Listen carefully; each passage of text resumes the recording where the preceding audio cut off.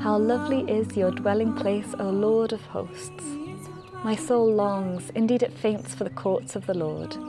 My heart and my flesh sing for joy to the living God. In season 1 of the Dwelling Place podcast, this longing took me on a 6-month journey around the UK to dwell with a variety of intentional Christian communities, sharing interviews with community members, leaders, and founders along the way. In this second season of the Dwelling Place podcast, I invite you to join me in the US as I occasionally visit intentional Christian communities and share community-related interviews in the midst of my seminary education. In sharing these conversations, exploring the blessings, challenges, and wisdom of intentional Christian communal living, I hope to share glimpses of the transforming presence of the living God and inspire how it is we might be called to contribute to making God's kingdom manifest on earth, enabling people, God's beloved, to experience God's loving dwelling place.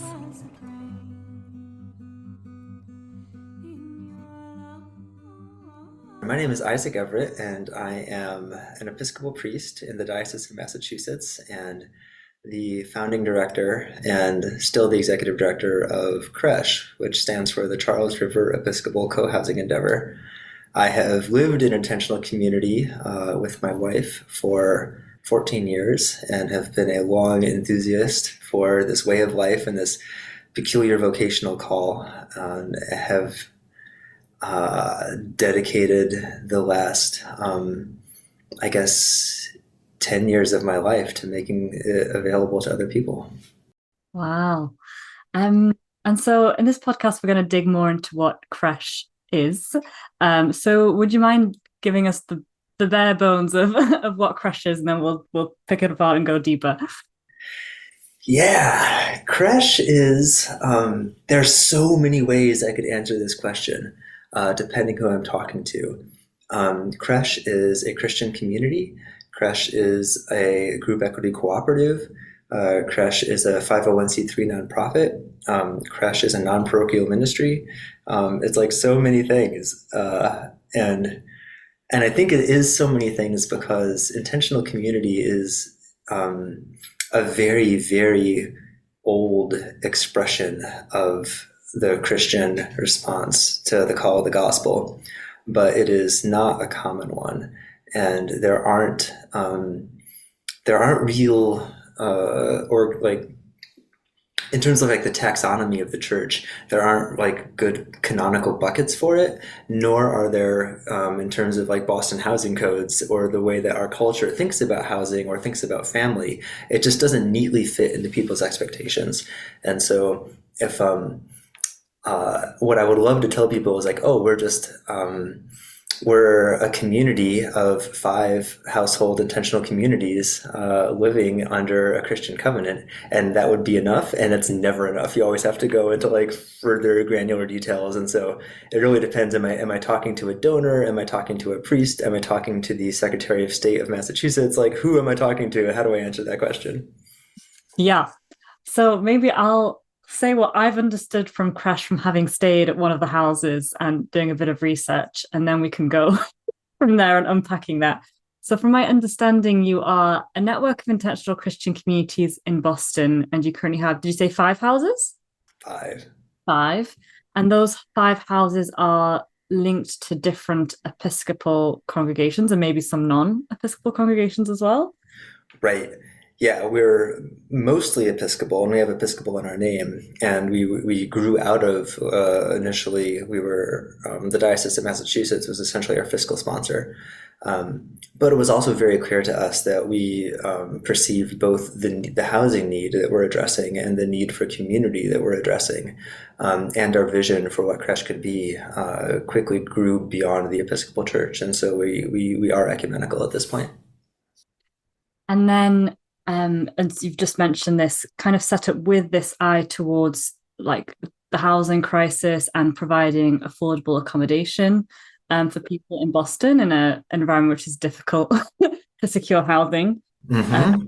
Third worst rental market in the country, behind San Francisco and LA. But we're actually worse than New York City as of about 2019 or so. wow. And through CRECHE, you provide opportunities for affordable rent. Long-term affordable community housing. Yeah. And so maybe first you can start with how CRECHE started. Yeah. So I, along with five other people back in 2010, all of who we were all connected to a very, very cool congregation here in Boston called The Crossing, which is a congregation of primarily queer, trans, and non-binary young adults that meets on Thursday nights. Um, we had the dream of living together. There was a small group that had met for an entire year called Praying Our Lives, and they would just gather to pray together every week. And that was before I came into the picture. And then my wife and I came into the picture, and they had discerned that they really wanted to create a neo-monastic practice for themselves and continue that discipline of prayer while also exploring the disciplines of sharing a home. And I was like, this is, at that point, I had been really deeply influenced by groups like the Simple Way and the Rutba House and other neo-monastic expressions. And I was like, this is what I've been looking for. And I was coming out of New York, and it's really hard to get anything going in New York because of how expensive it is. And Boston was like a little bit more affordable, and we saw a way to do it. So we launched an intentional community, which is still where I've lived since then till today. But we quickly found that we had way more people wanting to live with us than we could possibly accept. It's an 8-bedroom house in a neighborhood called Jamaica Plain. And so we started asking the question, like, is this replicable? And given what we've learned creating this first one, could we do it better? And around that time, the Diocese of Massachusetts was having a capital campaign called the Together Now campaign. And a significant chunk, like 30 or 40% of the money from that capital campaign was set aside for what they called mission hubs. And that was groups of parishes in a geographic area joining together to accomplish some sort of missional work. And that was because we were small and scrappy and young and mostly queer, and we're just like, that kind of money is not for us. And so we didn't actually even apply until the very, very last round of funding.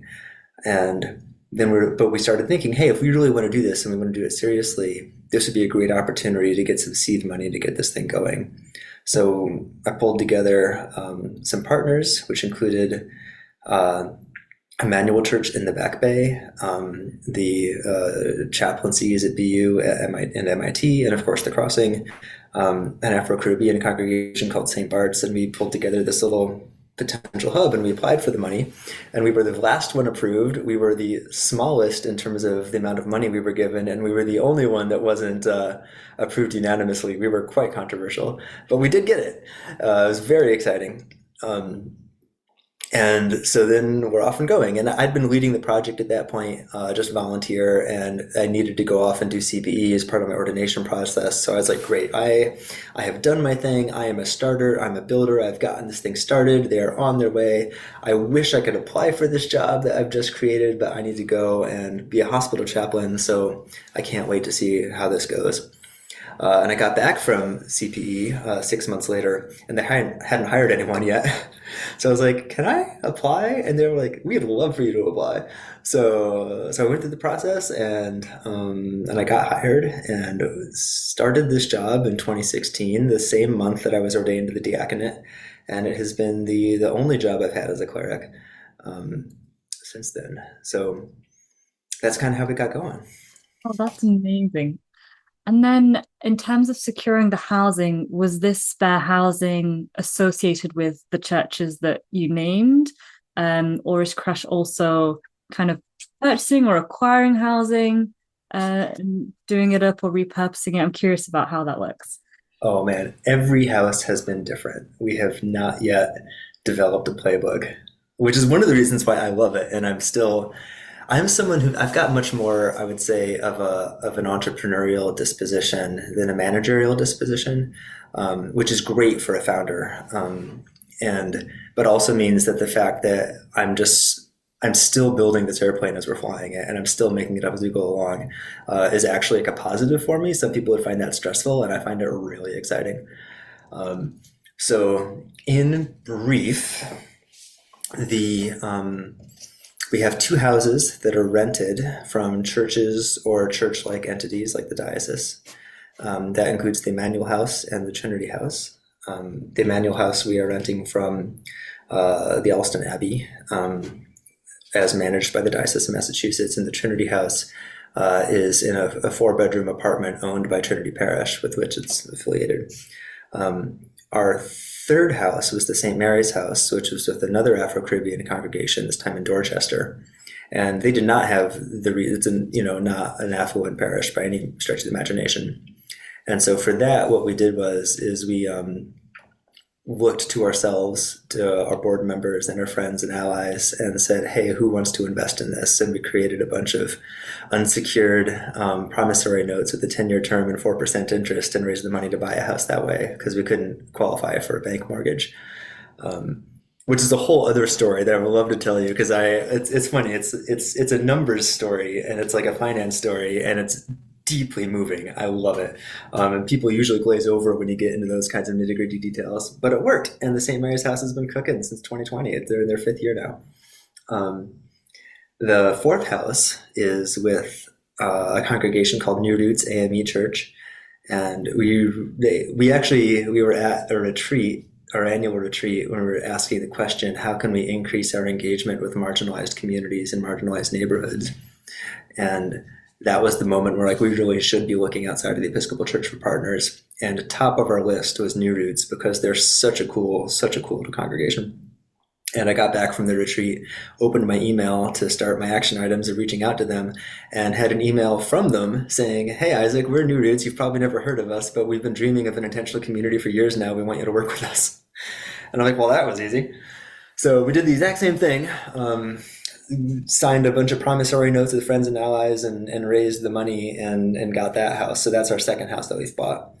And then the 5th house is actually full circle the household that we started back in 2010, which had been privately owned by one of its founding members, who then moved out 2 years after we launched, and he's just been a benevolent and largely absent landlord since then. And the whole thing is predicated on his continued faith and generosity, which is not it's a very person-focused structure rather than a process-focused structure, and is not a good long-term strategy for sustainability. So at the end of the year of 2024, just a couple of weeks ago, he and his wife gave the house to CRECHE as a charitable gift. So that's our 5th house, which is amazing. It's the first time someone just straight up said, here, I have a house. I think you're doing great work. I want you to have it. Yeah, wow. I love intentional Christian community founding stories. Just because you can just see the abundance of God so clearly. Wow, that's amazing. And so you've got these 5 houses which you've kind of secured in different ways and have different agreements with financially. And so then how does that translate in terms of providing people affordable rent? Do people pay different rent according to their income? Do different houses require different amounts of rent? Mm-hmm. How does that work? Yeah, well, first we use the language of dues, because it's more like you're a member of a community.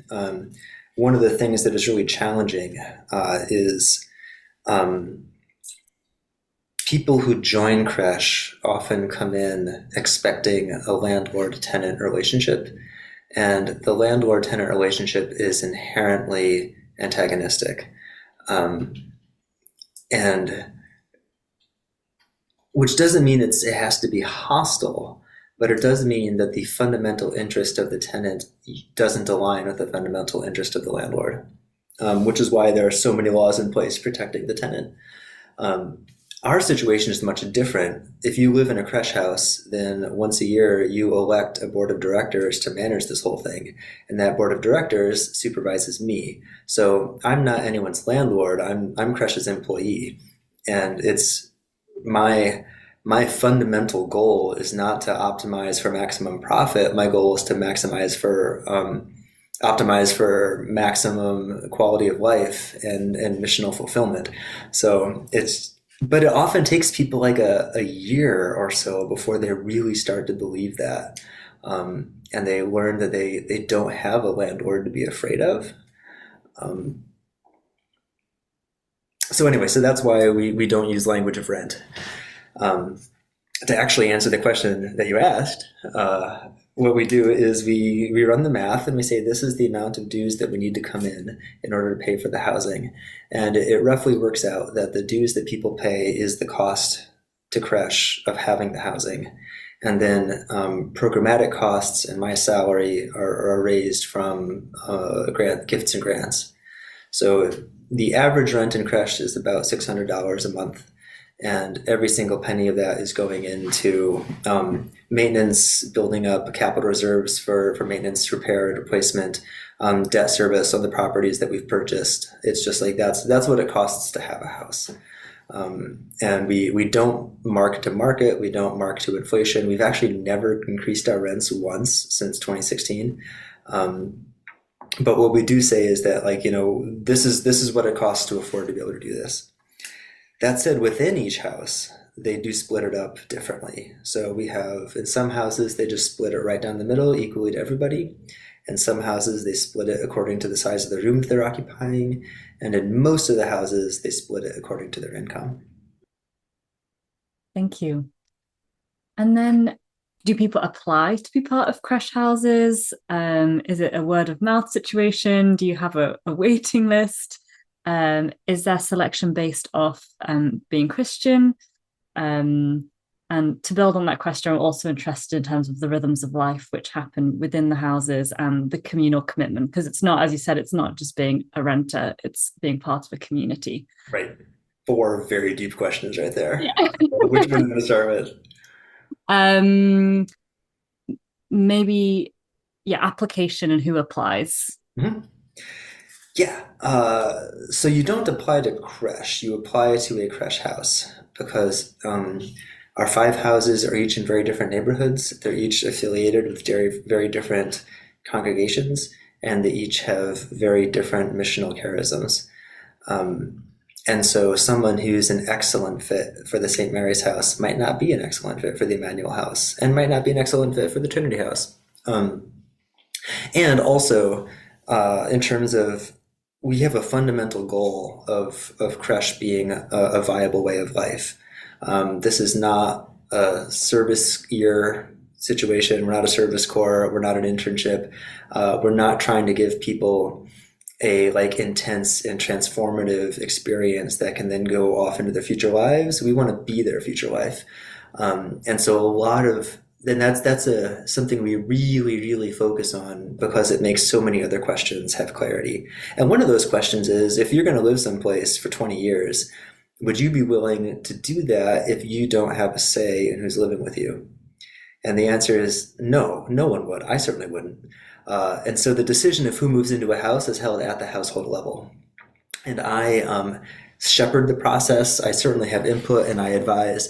But if you want to move into Trinity House are the people you have to convince.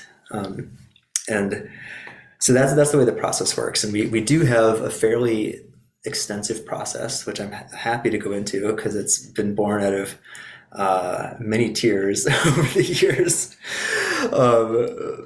But it's a lengthy process, because it's a mutual discernment. It's not really an application as much as it is a conversation. And our fundamental goal is to ask with the person, are you called to this vocation? And that's particularly important because it is so cheap to live in a creche house, and the need for affordable housing is so high that we could just fill every bedroom immediately with no effort. And that wouldn't necessarily, we would end up looking more like boarding houses than anything else. That's not what we're trying to create with our communities. So the initial process is you reach out to me and I have a conversation with you and basically try to scare you off. And I say, here's who we are, here's what we're doing, here's what it involves, here's what it looks like. Is this really what you want? You know? And after I have that, we ask them to figure out which, if any, of the creche houses they want to apply to and to come visit the affiliated congregation of that house. And we put that early in the process for a couple reasons. First, because it offers a really low-key and informal opportunity for us to meet them and vice versa, and make sure that there's a certain amount of click that happens.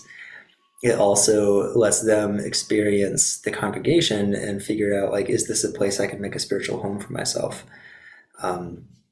If you don't like, if you don't like steel pan music or the sound that young children make in church, St. Mary's is not going to be a good fit for you. If you don't like Bach cantatas, Emmanuel Church is not going to be a good place for you. It's good to know that before we spend a lot of time on the process. But also it's a gesture of seriousness, and the actually showing up in person to a church is without a doubt the biggest bottleneck that we have. And so we put that very, very early on, because if you can't actually make it here on a Sunday morning, we don't want to spend a lot of time having you write an application, us reading the application, giving you tours, that kind of stuff. So that's step two, because that's where the vast majority of candidates stop. And at this point, we've made no effort on our part. This is an entirely applicant-driven process. It's you reach out to me, you schedule the conversation, you decide when you come to church, let us know you're going to go there. After that, if you've been yeah, these people seem cool, this life seems cool, this congregation seems cool, this is exactly what I've been looking for, then we invite you to write a written application. And we receive that and we share it with the housemates and their advisors, and figure out, do we want to invite this person to interview? If the answer is yes, we then invite you to come visit the house. So you can tour it, you can see what it smells like, you can see how big the rooms are, you can see how many stairs there are, does it meet your access needs, all that kind of stuff. Is this a place you actually want to live? And that's a second opportunity for sort of a prolonged informal interaction that is only between the applicant and the housemates. There's no wider congregation, I'm not there, there's no staff, it's just hey, let's sit and meet each other. And after that, if everyone is this feels a good process, we want to go forward, that's when we do a formal interview with the steering committee, which are really lovely, and they're very conversational. And even the ones that result in one side or the other discerning a no are still real opportunities for connection and for us to get to know each other better. And at that point, if everyone's a green light, then we extend an invitation to move in. Thank you. And you've touched a bit on this already, but would you mind going deeper into the different kind of charisms of the different houses, their different characters and missions? Yeah. The Emmanuel House, where you stayed, has a real commitment to hospitality and to the arts, and particularly to the cultivation of a community garden in the courtyard of a parish next door that closed in 2013. And they've been developing that garden for 6 years, I think. It's amazing. It's gorgeous. I don't know if it's still there, but I love to pull up Google Street View, because the Google Street View was from 8 years ago, and it's such a tragically bad looking blight on the neighborhood, and now it's so warm and friendly and inviting, with hand painted signs welcoming people in, and a lending library and furniture for people to use. And it's this is not just a place for you to grow a vegetable, it's also a place for you to do yoga on the grass. It's a place for you to sit and read a book. And in the warmer months, every time I come here, someone is using the space, which is just amazing. I'm so grateful for it. And there's an herb bed planted right along the sidewalk that used to be these really bad looking shrubs that like lined the space between the no trespassing signs. It was extremely unwelcoming. And now it's an herb bed with labels on all of the herbs and a pair of scissors tied by twine to a stake so that people can like snip as much sage as they want to take with them. And it's very much like, hey, we grew this for you, please take some. And it's just a completely transformed relationship between the physical property and the surrounding neighborhood. And the neighbors are deeply involved in the garden, huge amounts of volunteers. It's just awesome. If you don't think a community garden is cool, the Emmanuel House might not be for you. You don't have to be a gardener, but you have to think the project's pretty cool and want to contribute, you know? The St. Mary's House is with a historically Black congregation. They do a lot of, they also do a lot of hospitality work, more hosting people in the home. They are also really interested in food justice and partnering with community fridges and stuff like that. And seeing, it's interesting. So St. Mary's Church is not in its original location. That church has moved, and St. Mary's House is actually very close to the original location of the church. So one of the people who lives there, Angel, is Nuyorican and an Anglo-Catholic, and he refers to St. Mary's House as a chapel of ease, which is a very like delightful Victorian term, but it's sort of like a distant chapel for St. Mary's where like prayer happens and hospitality happens and they host events. It's like really lovely. Trinity House is specifically for the care and formation of graduate students. It's in Newton Center, which is the neighborhood that Boston College is in. Boston College, first of all, does not offer housing to its graduate students. And second of all, as a Catholic institution, I mean, they're Jesuits, so they're on the progressive end. But the support that the university is equipped to offer non-Catholic students and queer students is not at the level that I would dream of. And so having a place that is committed to the Christian formation of Anglicans, Protestant folks, queer folks is really, really deeply needed. And as we were partnering with Trinity to figure out what kind of mission would make sense for this neighborhood, they're like, well, it's a more affluent suburb. There weren't a lot of people in the congregation who wanted to up and move into a community. But when they said, what does the neighborhood need from us? Like, how could we utilize this building in service to this neighborhood? That was the first thing that came to mind. And it's been really successful. That has one of the lowest turnover rates of any of the CRECHE houses, weirdly, even though it's all students. People move in and they stay. CRECHE has a very low turnover rate, by the way. That's something I'm very, very proud of. When you move in, you like it and you stick around, and that it just feels like a huge feather in our cap. Jubilee House is more like the Emmanuel House. It's actually not opened yet. We're in the process of renovating the building, but there's this is a very long answer to your question. Like, let me know if you need it. Wonderful. Because it helps people picture it. I love it. Right. I love it. So the way the Jubilee House came about, other than New Roots reaching out to us and saying, hey, we want to work with you, right when we decided we want to work with them. But like 3 weeks after that, someone I knew from the Boston Co-op Network reached out to me and said, Isaac, the house next door to me is going on sale, and quickly, because the elderly gentleman who lives there can't own the house and have Mass Health pay for his nursing care. So he needs to sell this as fast as possible, and he doesn't really care how much money he gets for it. It just needs to pass the sniff test when Mass Health like looks at, is this sketchy? Do you want to buy it? Probably $500,000 on the market next week. And I'm like, I am so flattered that you think I could raise $500,000 in 4 days. But those are not the circles I move in, you know? And she herself is not Christian. She's Jewish, and but she lives in an intentional community of her own called the Big Top that was founded in the early 80s. And she's been on that block forever, and has watched these beautiful Victorian homes in this very diverse and historically Black neighborhood, one by one, get flipped into luxury condos as the market for large single-family homes in that neighborhood has plummeted. And she just kept saying, I don't want to see that happen next door.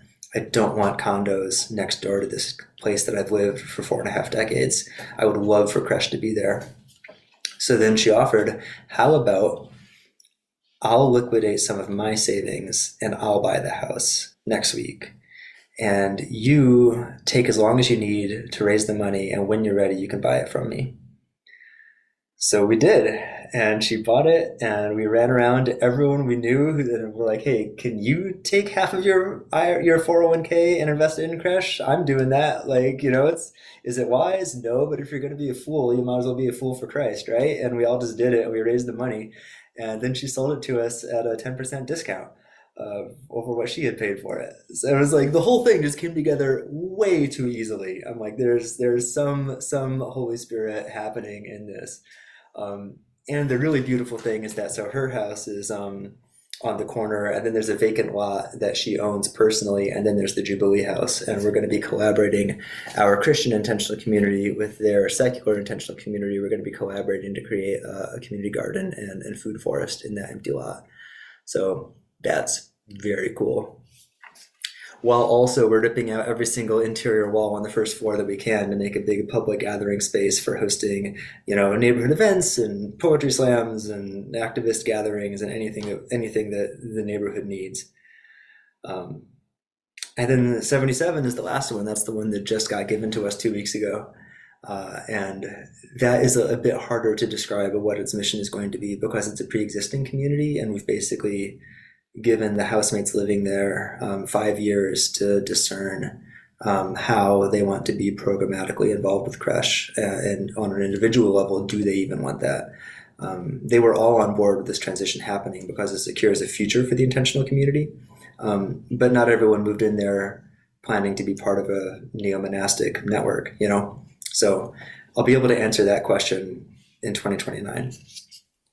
Yeah, wow. Thank you. That paints a really beautiful picture of what CRECHE is. And in terms of these different kind of characters and charisms of the different houses, do they emerge from whoever's in the house? And to what extent is the congregation involved? Each house has what we call a steering committee, which is really more of an advisory committee or a companion committee. But we aim for like a 1-to-1 ratio. If a house has 6 people living in it, we try to get 6 people from the congregation onto that group, and that meets 6 times a year. And in the alternating months when we're not meeting, we pair up and do 1-to-1 conversations over coffee or something like that, just to keep those relationships strong. So that is the level at which like household mission is really considered. And the quote of I'm gonna mangle this, but vocation is where your greatest gift meets the need of the world. That's what we look at, is who's living here, what gifts do you have, what needs does the neighborhood have, because we really want the existence of a CRECHE house to be a net positive for the entire block and the entire surrounding area. And that's going to look different from house to house. And then and we tried to discern that pretty early, because it's a whole lot easier to have a compelling vision and then draw people into that vision than to start with the people first and try to come up with a vision second. And the houses that have the clearest and most succinct household mission are also the ones that get the most applicants. And some communities I've been a part of or have witnessed, there is an expectation, a clear expectation around how involved you are in the community's mission. It's like, this is our mission, and we expect you to do these things to contribute to the mission. Mm-hmm. Is that the case in CRECHE? Or from what I'm picking up, it maybe just sounds like a bit softer when it comes to determining house rhythms, and a bit more up to the house to determine how they get involved, up to individuals to get involved. I'm wondering whether that's the right impression I'm getting. Or yeah, I would refine that just a little bit. We do have a covenant that is akin to like the Benedictine rule of life, that was written by our houses a couple years ago, and it was written very specifically to be specific enough and clear enough and have like enough like traction that it would really matter, but to be loose enough that it could express itself differently in the different houses. So it'll say things like part of the rhythm of the creche life is having a regular shared meal together. One house might have dinner 5 nights a week. Another house might have Sunday brunch after church, and that's fine. Or the covenant will say having a regular common prayer is really, really important and is a non-negotiable aspect of the creche life. And so then at the Emmanuel House, they say morning prayer at 7 o'clock every morning on weekdays, and then spend a couple minutes in the garden just tidying up, picking weeds, whatever. And that's a huge way to like start every single day with community. And at the St. Mary's House, they have a Wednesday night Bible study over dinner. And which one of those is like better? Like that's just not the way that we think about it. And when the Jubilee House comes online and it's all African Methodist Episcopal folks, we're not going to tell them that they need to pray by the daily office for the 1979 prayer book. That's not their cultural way of worshiping. Like they'll figure it out. What we do care about is that something is happening and there is time that is set aside for each other to be with one another in a spiritual capacity and in a contemplative capacity. Same thing with sharing of food, sharing of financial resources, all those kinds of things. We sort of identify here's what we understand, like this needs to be here or it's not a creche house. But what that actually looks like in your house is really quite negotiable. The second part, though, of like how involved do you get to be, have to be, that's where it gets really dicey, because we don't have any requirements. We never want someone to think like, how often do I have to show up for house dinner in order to be able to live here? How many times a month do I need to go to church in order to be able to get this cheap rent? Like that's just such a toxic road to go down.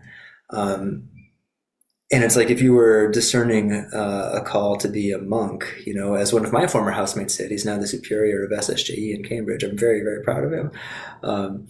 But, you know, if he were going through that process of becoming a novitiate and he's like, well, how many times do I need to show up to morning prayer in order to get to be a monk? They'd be like, that's not a very monk question to ask. That's kind of how we're at. You know, if someone's asking like, what are the requirements? Like, what's the minimal amount I need to give to the intentional community to get to be here, then we're like, that might be a sign that this is not for you.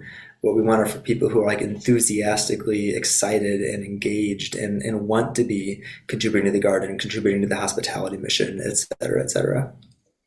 Yeah, which makes it a lot more sustainable. From what I've seen, communities which have a bit more prescriptions around kind of rhythms of life and service tend to be shorter, kind of 1 year, 2 year opportunities. And it's the communities which are more geared towards like a sustainable way of life, who have the skeleton, have the covenant, but enable more flexibility so that people don't burn out, and so that it is a sustainable way of life, which emerges from a sense of mission and enthusiasm, as you said. Yeah. And that gets back to the thing I said earlier about how we always return to the question of what's sustainable to live here for 20 years. Because people's rhythms and capacity waxes and wanes. In the 2 months leading up to your dissertation defense, I'm not going to expect much out of anybody, you know? Oh, did you just have a baby? Like, yeah, well, that's a year. I'm not going to expect much out of you, you know? And so one of the questions I get is like, well, what if I want to like travel for the summer? Can I like leave for 5 weeks? And it's like, of course you can. You have a life. We want you to live it. And so it is, again, that sort of like we don't have a requirement, and we understand that sometimes people will have a huge amount of energy and capacity and leadership vibes and stuff, and sometimes they won't, and there needs to be room for both. Yeah. And so it sounds like overall CRECHE has a real commitment to the neighborhood, and it sounds like you also mentioned like a block, and very manageable to think about a block. And I know that when I was staying with CRECHE, Jamie and Rebecca were also going to have a stall at one of the community events in Boston. And so was CRECHE founded, or was that the intention to have these communities of stability, something which I sometimes call like a ministry of presence Yes. to an area? And I've just come back from an urban ministry class where we've been thinking a lot about investment in neighborhoods and how is it that we commit to our neighborhoods and what does that look like? So I wonder whether you could speak to that some more. Yeah, it's another one of those things where there's multiple roads to reach the same answer. So from like a missional charism perspective, I guess, or some theological words, we're trying to, or we are a neo-monastic community, and so we're looking for stability, and we're looking to cultivate lay vocation, and that's a long-term project, and so we want that stability. From a housing perspective, owner occupancy in Boston continues to plummet. More and more residential housing in Boston is concentrated in the hands of fewer and fewer people, and that is contributing to gentrification, it's contributing to rent gouging, it's contributing to community displacement. And Allston, which is where the neighborhood that you stayed in, is particularly hurt by that. The average age in Allston is 26 for this zip code. It is bananas. And that's largely because of the continuing expansion of Boston University and Harvard sort of pouring over the river into Brighton. And you get all these landlords who have, a 4-bedroom apartment, and they say, I can get 4 undergrads to pay $1,200 a month to live here. I can't get a working family to pay $4,800 to live here. So I'm going to rent it to the undergrads. And that means that the rents just continue to go up. It also means that the undergrads don't tend to stay for very long. And so the landlord doesn't have to really be a good landlord, because like, what's this 18-year-old going to do? Take me to court? They're not going to do that. And so the neighborhood has really destabilized.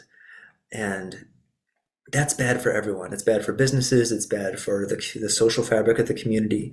And for us to be able to say, well, in this building right here, we have 6 people who have lived here for 6 years at this point.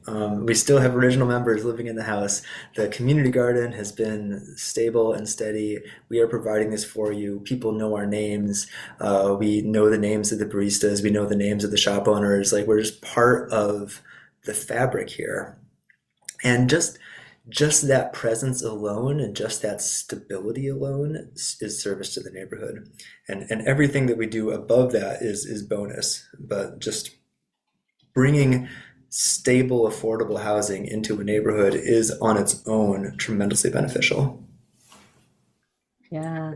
And in terms of the demographic of CRECHE, who is it that ends up living in these CRECHE houses? That's such a good question. Who is it? So an interesting thing about intentional community is that it tends to attract young adults. The intentional communities that I know, like the Big Top, the Arlington Friends House, groups like that have people in their 60s and 70s, those people moved in when they were in their mid-20s, right?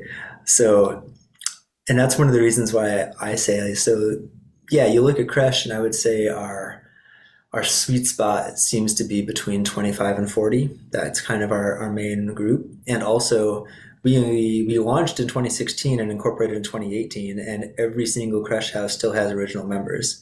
So if you ask this question of CRECHE 30 years from now, I think we'll have a very different answer as communities age and mature and people age in place. But people who are already in their 60s tend to have stable living situations and tend to be uninterested in changing that. So I would say, like, if this is under 40 a young adult, in the Episcopal Church it is, in the real world it's not, but like, so Episcopal young, we're overwhelmingly queer. I think we've got 2 heterosexual people in the entirety of CRECHE across all 5 houses. And there's a couple reasons for that. One of those is that even in Boston, being queer is a marginalized identity and puts you at greater risk of housing instability. And the queer community, I think, has really contributed a knowledge and familiarity with the concept of chosen family to the world. And the idea of living with people to whom you are not blood related, but not roommates either, living deeply intertwined lives of mutual commitment and mutual intimacy. Queer folks just get that right off the bat. And straight people are like, well, why? Like, are you like, when do you get to move out and like get your own place with your own picket fence and everything? And queer people are way more likely to be estranged from their families of origin. And we've got a number of people who are living with CRECHE because their biological family is not a safe place for them. So racially, we're pretty diverse. Our white congregations tend to have white people living in the houses. Our black congregations tend to have black people living in the houses. It'd be great if we were more integrated. And that's a whole other conversation. But this might be too ranging too far, but it's something that everything you've got, Isaac. Something I find fascinating is like integrating Sunday mornings is a deep yearning of progressive white churches. Well, you go to a black church and they're like, actually, black churches exist for a reason. And I spend all week in white space and I don't want to spend Sunday morning in a white space. So I've never heard a black church be like, how can we get more white people to show up? So the question of like, when I can so easily and quickly separate the various CRECHE partners into which ones are the white churches, which ones are the black churches, like to me as a white person, that feels like deeply painful and wrong.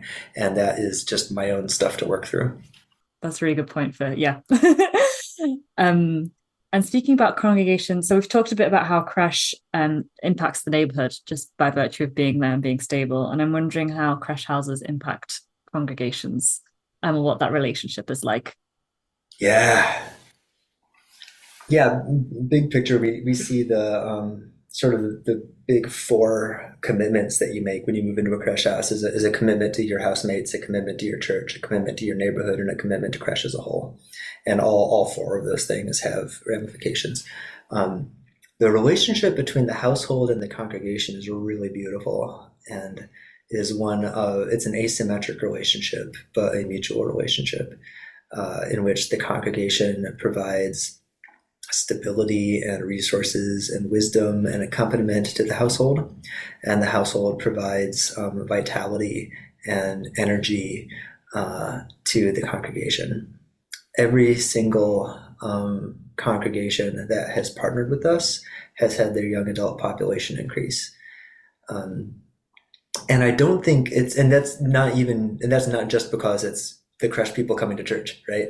And I don't want to take like full credit for that. I don't want to say like, hey, if you reach out to me and we form a partnership, like young adults will start coming to your church.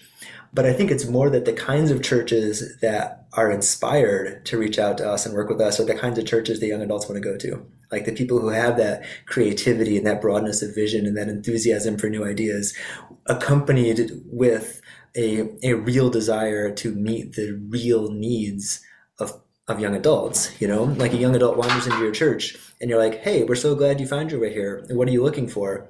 And they're like, well, I need an affordable place to live, and I need a loving and supportive community that aligns with my values, and I need opportunities to serve. And then we say, well, that's awesome. I hope you find those things. The Eucharist is at 11. The churches are like, oh, those are the things you want. We can maybe give you those things, or we can help you create those things for yourself. Those are the places that tend to want to work with us. We have all kinds of layers of engagement at the St. Mary's house. Angel preaches as a lay preacher regularly in the church. It's a small church, and so he has a theological education, so that's a tremendous gift to their priest, who's a friend of mine named Tamara. The Trinity House has a guy named Jess Navarrete, who's Latino and from California, and actually became Episcopalian as a result of his engagement with Trinity. He's a PhD candidate in interreligious studies at BC, and now he's a vestry member, and he's serving on the vestry, making the big decisions. Rebecca, who you met at the Emmanuel House, who moved in fresh out of undergrad, working part-time as a barista at Starbucks, now has a fabulous career as a property manager for a nearby congregation and is the senior warden of Emmanuel Church. Like this story, like I don't, we don't have a lot of cardinal parishes in Boston, but like Emmanuel's like right on the edge, and the senior warden is a CRECHE member, and I'm like, yeah, like that's cool. Um, Teaching Sunday school, serving on the altar, all kinds of things. Just like people find like where do I want to fit in, and then they do it, and it's really really beautiful to see. Oh, yeah, thank you for sharing that vision because I get really excited about the relationship between congregations and intentional community. So I get really excited. I am excited to hear you speak about it as well. Um, and I'm wondering how you found this idea, this vision, like taking when it comes to partners and getting funding, and whether you think it is something that people are starting to understand more or are getting. Nope. Nope. We're still a minority breed. Yeah, we're actually at a difficult crossroads because it's easier to get funding. It's not easy, but it's easier to get funding for a new idea than sustaining grant money for an existing idea. Um, Now that we're uh, I guess 9 years in to this since our official launch. We're not really a startup anymore, um, and so we can pitch like, oh, we want to launch a new house. Would you want to help fund it? But like a lot of the grants that have sustained us through our first 5 years have reached their end, and they don't allow renewal. The Lilly Foundation specifically said no to us because they only fund new projects. So um, so that means that we're forced to shift more and more of our income to private gifts and to dues, um, and that's tough. You know, we don't get money from the church. We don't get money from the diocese. We don't get money from the national church. We did get money from the national church planting and redevelopment office for a couple of years. That was really helpful. We're proud to be one of their success stories. We got our initial seed money from the diocese, but haven't received money since then. So we're really just sort of on our own. So if you yourself listening to this podcast are a donor and looking for a place where you can make a tremendous impact, reach out. I'd love to talk to you. We could really use it. Yeah, and it goes to say something about how society thinks about funding, right? In a sense of after 5 years, you should be profit making and sustainable, and not this mindset of like, no, there are some things which will just need constant investment if you are actually going to people and transform places.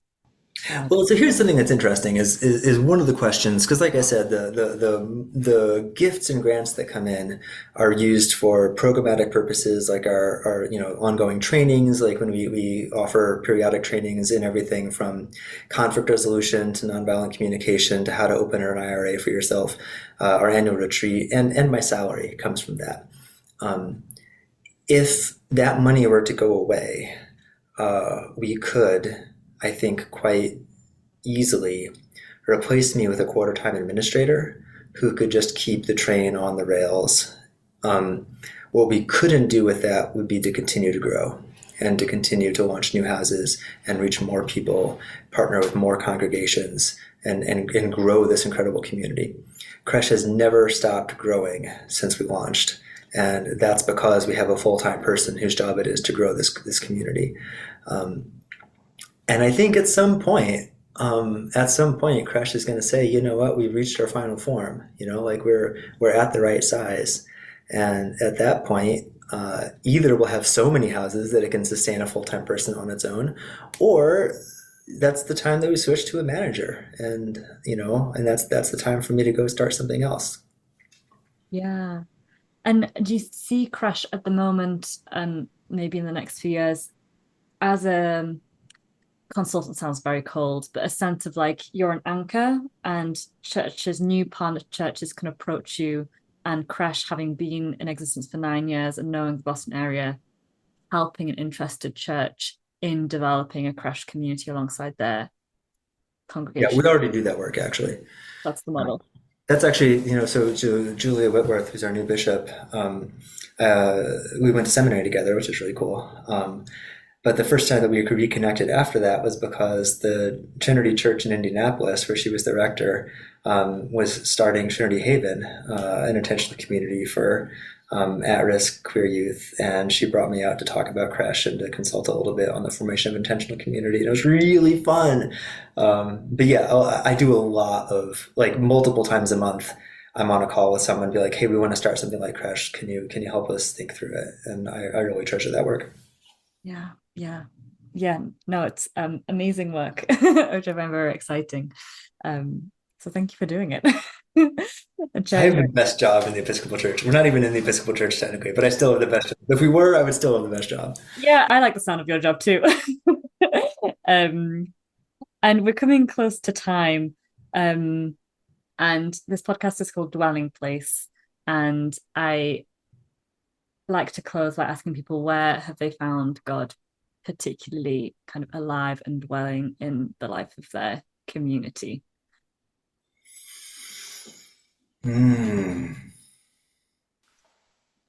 So one of the things that the Christian understanding of God has that is really unique among world religions is the idea of Trinity, and that